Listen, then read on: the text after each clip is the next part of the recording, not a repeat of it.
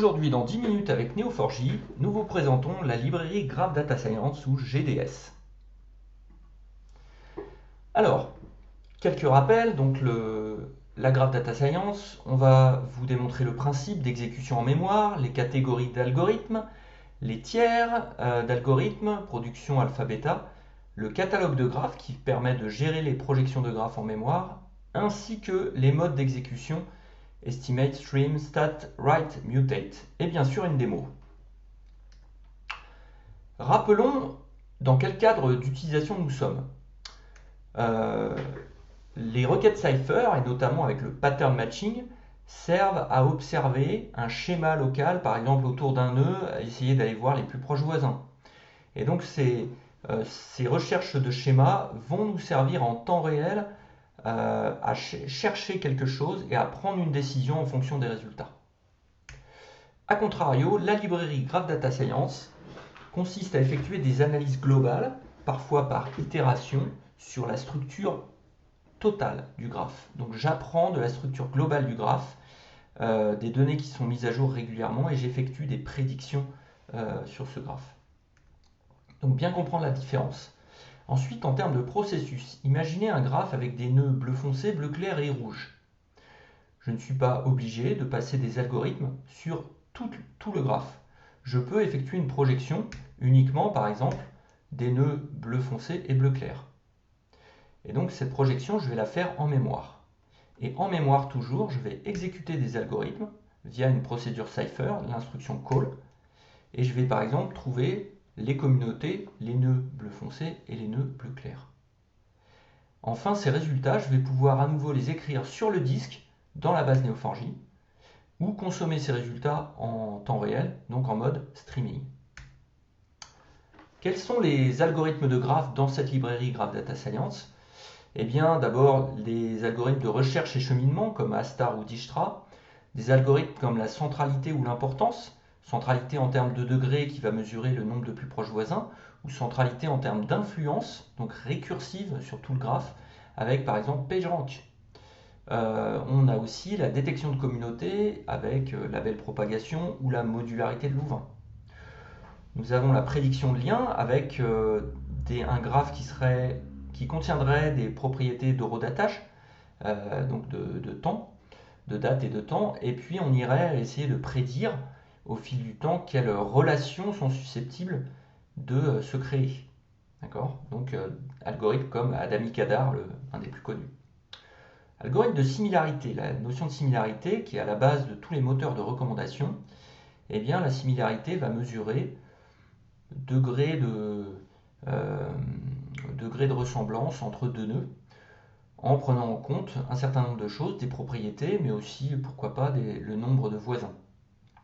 Et puis enfin, dernière arrivée, dans la version 1.4 de la librairie GDS, les imbrications de graphes, traduction de graph embeddings, ou plutôt vectorisation, avec des algorithmes comme Node2Vec, Random Projections ou GraphSage. Parlons des tiers de maturité. Les algorithmes sont flagués alpha, bêta ou product en fonction de leur maturité. Alpha, c'est de l'expérimentation, un nouvel algorithme qu'on va mettre en place et tous les modes d'invocation ne sont pas disponibles. Bêta, l'algorithme est candidat au tiers de production, il requiert encore un certain nombre de tests. Et product, l'algorithme est de niveau production, il est stable, précis et scalable et tous les modes d'invocation sont disponibles. Les graphes qui sont projetés en mémoire pour pouvoir passer des algorithmes sont stockés en mémoire sous forme de graph store et il y a toute une librairie, un certain nombre de méthodes qui permettent de gérer ces graphes en mémoire, les créer, les supprimer, les modifier, passer des algorithmes dessus, etc. Les algorithmes qui sont passés sur les graph stores eh bien, ont différents modes d'invocation. Stream, donc les résultats sont disponibles en temps réel et on peut les paginer, mais directement les observer dans le Neo4j Browser, ils ne sont pas stockés. Stat, l'algorithme produit un résultat et des statistiques d'exécution. Mutate, Par exemple, avec l'algorithme PageRank, ça veut dire que la propriété PageRank va être stockée en mémoire. A contrario, avec le mode d'invocation write, la propriété calculée va être écrite sur chaque nœud du graphe. Donc si jamais on éteint l'instance Neo4j, à ce moment-là, les graphes qui sont en mémoire sont supprimés et par contre, ne restent que les propriétés qui ont été persistées sur le disque, donc en mode write. Enfin, il existe le mode d'invocation train qui permet d'entraîner des modèles comme GraphSage avec les graph embeddings. Les API, les procédures pour ces algorithmes de graphes sont également dotés d'estimation mémoire lors de la création du graphe ou lors de l'exécution des algorithmes proprement dit. Et les estimations mémoire sont aussi utilisées pour effectuer des stops, des arrêts de l'exécution des algorithmes ou de la création du graphe lorsqu'on dépasse les capacités du serveur. Petit focus sur la version GDS 1.4 qui est concentrée sur l'apprentissage de graphes natifs avec des vectorisations de graphes donc, qui sont des captures à la fois des catégories de nœuds, de leurs propriétés et de leurs relations dans le graphe sous forme de vecteurs de dimension réduite. Ce qui va permettre d'utiliser l'algèbre matricielle et les réseaux neuronaux ensuite pour créer des prédictions. Il y a également un catalogue de modèles puisque les modèles qu'on utilise pour la vectorisation vont pouvoir être entraînés avec le mode d'invocation train, stockés et ajustés, configurés dans Neo4j. On peut également supporter des types de données complexes comme les vecteurs qui vont permettre de stocker sous forme de propriétés complexes la vectorisation des nœuds. Et enfin, on a des algorithmes d'apprentissage qui utilisent les vectorisations pour construire un graphe des plus proches voisins, et c'est le cas de l'algorithme KNN, K-Nearest Neighbors. Faisons le point un peu sur les requêtes Cypher, les algorithmes et les vectorisations. Qu'est-ce que ça veut dire en termes de complexité et de compréhension? La requête Cypher, elle est fabriquée par des humains, elle est lisible par des humains. On comprend à partir de cette requête Cypher qu'on cherche à établir des liens d'amitié entre des personnes qui ont un ennemi commun. Les algorithmes proprement dits comme PageRank, ils ont une formule prédéfinie et le résultat est là encore lisible par des humains. Que le PageRank d'Emile soit supérieur à celui d'Amy ou d'Alicia montre que Emile a une plus grande influence dans le graphe social. Enfin, les vectorisations de graphes. Dans ce cas-là, la formule est apprise par l'intelligence artificielle et le résultat est lisible par la machine uniquement. Le résultat de l'algorithme Node2Vec pour Emile, Alicia et Amy, c'est un vecteur de taille fixe avec des valeurs numériques. Mais il n'est pas interprétable directement par des humains. Il doit être utilisé par la machine pour effectuer un algorithme supplémentaire. Pour utiliser les vectorisations, on a l'algorithme KNN, K-Nearest Neighbors, qui va comparer les propriétés des nœuds pour trouver les cas voisins les plus similaires. On peut donc construire un graphe à partir de similarités des vectorisations et ou sur d'autres propriétés des nœuds. On peut aussi utiliser KNN pour déduire un graphe à partir de données déconnectées. On aurait juste chargé des nœuds et des propriétés et pas de relation. Alors, comment on utilise KNN? Comme les autres algorithmes, avec la notion de procédure call, call gds.beta.knn.write pour le mode d'invocation write, avec la relation similar qui va être créée et avec une propriété score. Et un certain nombre de paramètres sur lesquels on peut jouer, sample rate, delta threshold, random joins et random seed. Sample rate doit être configuré puisque on est sur de l'approximation. Donc on a besoin de savoir combien on va faire de comparaisons par nœud. Voilà, et sans plus attendre, je vous propose de passer une démo. Pour cette démonstration avec Neo4j sur la librairie GDS, nous allons tout d'abord examiner le modèle graph. Avec cette requête calldb schéma visualisation, nous observons un modèle qui est le suivant, un client en violet qui habite dans un pays effectue des transactions en ligne pour acheter des produits, des items qui appartiennent à une catégorie. Un modèle e-commerce très simple. Nous allons charger en mémoire tout ou partie de ce graphe, en l'occurrence une partie, et nous allons charger un graphe multipartite qui contient plusieurs catégories de nœuds, donc les items avec leurs propriétés prix et code barre, et les transactions avec les propriétés horodatage et identifiant de transaction. Nous chargeons également, comme relation non dirigée, même si elle est dirigée dans le graphe, la relation contains, donc une transaction contient des produits.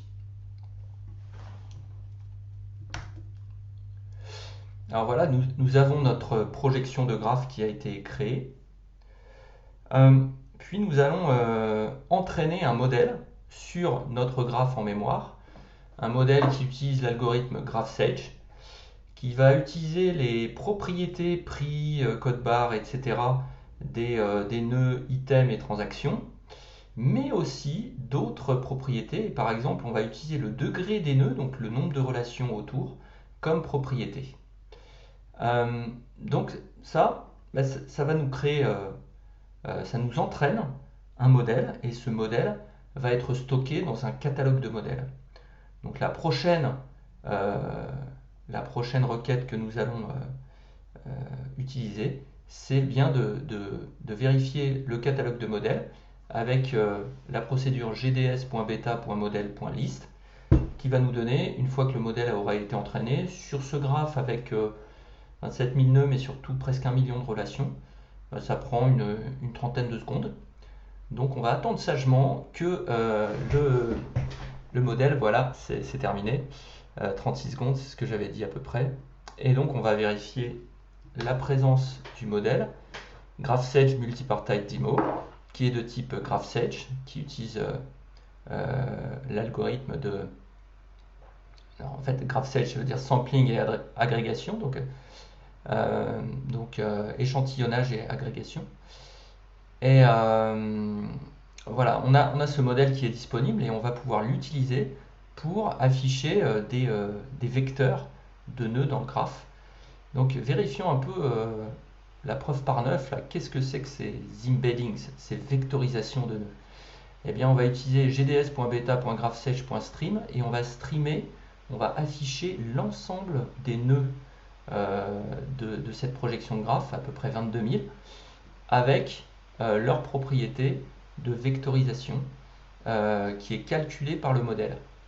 Donc le modèle GraphSage Multipartite Demo, eh bien, il nous affiche au fur et à mesure quoi? Une propriété vecteur qui n'est pas encore stockée dans le graphe, mais qui est calculée pour chacun des nœuds. Et chaque vecteur a une dimension fixe et qui va représenter toutes les propriétés, les catégories des nœuds, mais aussi leur degré, donc le nombre de relations qu'ils ont dans le graphe. Alors, nous avons presque terminé. Nous allons rajouter ces embeddings, ces vectorisations, dans le graphe en mémoire. Donc avec l'invocation mutate, on crée une propriété embedding qui va être stockée en mémoire au niveau du graphe. Et on va voir ce qu'on va en faire. Donc juste après, voilà, on a créé sur 22 700 nœuds de type item et transaction une propriété embedding et on l'a fait par lot de 100, donc c'est allé relativement vite. Et puis maintenant, on va comparer avec ces vectorisations, on va pouvoir comparer les nœuds entre eux.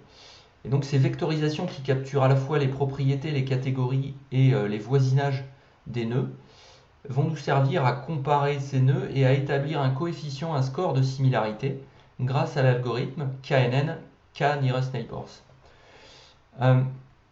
Donc le résultat de tout ça, on va pouvoir l'observer dans Bloom, puisque finalement on crée 45 000 relations de type Similar Embedding dans notre graphe. Alors, dans Bloom, on va pouvoir constater ça. On a créé une search phrase qui va chercher les transactions et les items qui sont similaires. Et on voit que là, on a en fait des clusters, un gros cluster et des petits clusters qui sont des items en jaune, des transactions en orange. Et ces items et ces transactions sont similaires entre elles parce qu'elles ont des propriétés communes, des voisinages communs ou des, des catégories de nœuds communes.